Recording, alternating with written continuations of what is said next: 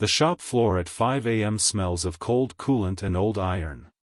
Caleb Ward runs a thumb over a machined flange, feeling a 3-micron burr the digital sensors missed. While the board prepares to cut his department, Caleb listens to the machines, because the metal never lies, even when men do. Evelyn Cross found Caleb in the test bay, wiping oil from an old governor housing. Her heels stopped short of the yellow line. On the bench lay an embossed card from Beatrice Halcyon. Dinner, Friday, 8. Caleb read it once and set it beside June's crayon drawing of a red coupe. She won't see the board, Evelyn said. No. She asked for you. And your daughter. The exhaust fan turned overhead, slow as a mill spindle coasting down. Evelyn folded her hands. For one dinner, let her believe I'm your wife. Caleb's rag stopped in his hand. He looked at the card, then at her. You wear a ring already? Beatrice Halcyon's dining room held the kind of quiet money that didn't need polish to announce itself. Walnut paneling. Low lamps. Silver gone soft with age. June's shoes barely touched the rung of her chair as she studied the folded napkin in her lap like it might have instructions. Evelyn wore a plain band on her left hand. Nothing else about her looked plain. Beatrice carved the roast herself. June tells me your father still fixes things the young engineers replace. Caleb set down his fork. Some things still respond to being understood.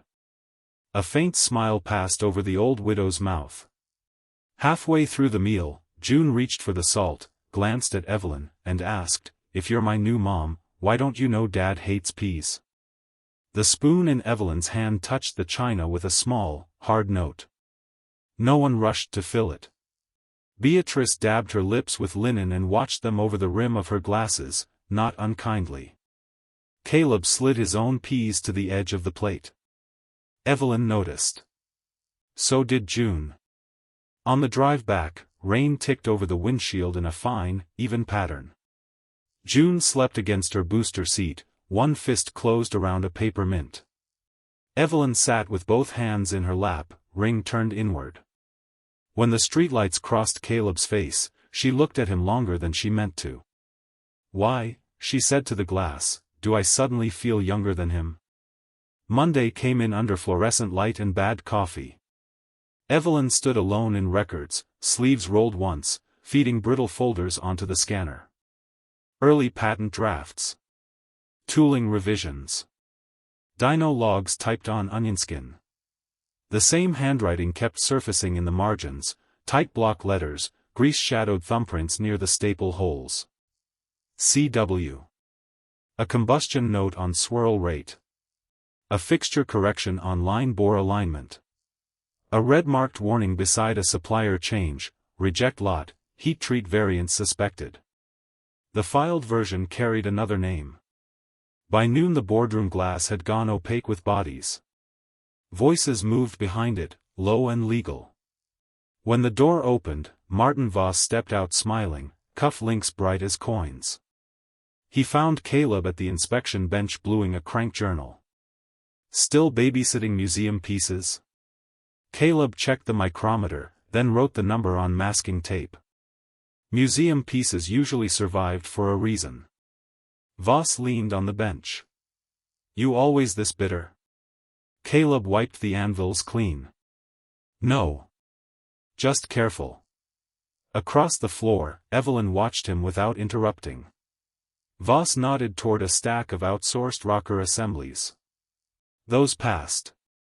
Caleb's gaze stayed on the steel. Inspection sheets passed. Voss's smile thinned. Caleb set the micrometer down with a soft click. Tolerance drift won't argue with signatures. It'll wait.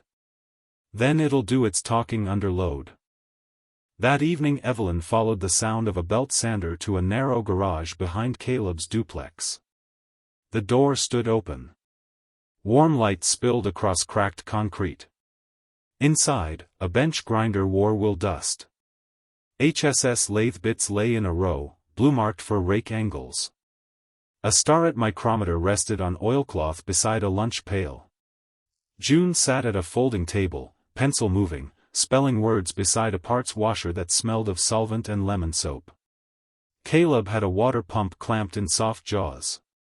He drew emery over the shaft, then checked it with the mic. Not rushed. Just exact. Evelyn set the archive box down. He looked at it once.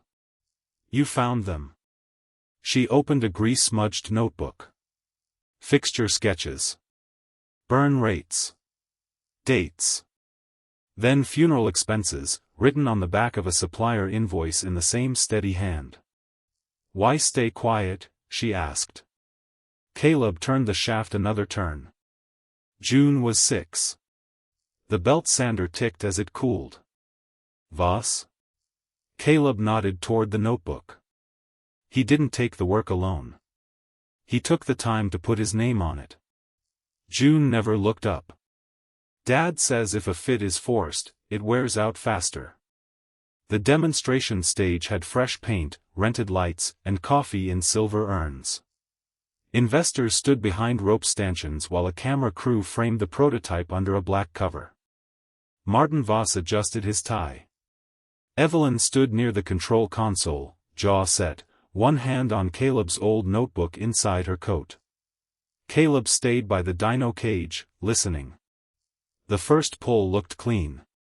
RPM climbed. Oil pressure held.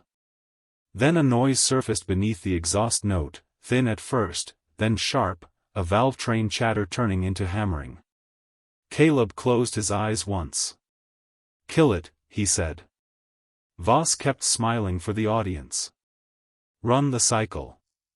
The second load step hit. A rocker fractured. Then another. The engine coughed metal through the cover and died against the brake with a shudder that shook the platform. Silence came hard. Caleb stepped forward, lifted the failed assembly with a rag, and set it under the camera light. Heat tint along the contact face. Galling on the trunnion. Batch marks from the outsourced lot. Evelyn opened the notebook. These warnings were filed 18 months ago, she said. His name was removed. The signatures weren't. Around them, men stared at steel as if memory had finally surfaced. The board vote took less time than the cleanup. Voss left through council, eyes on the concrete. By winter, the inspection room was lit again. Outsourced assemblies were gone.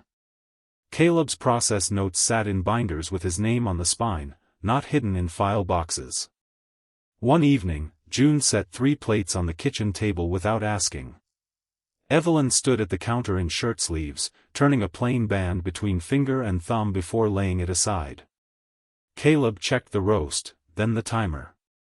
In engines and in people, he knew now, anything forced past its tolerance never lasts.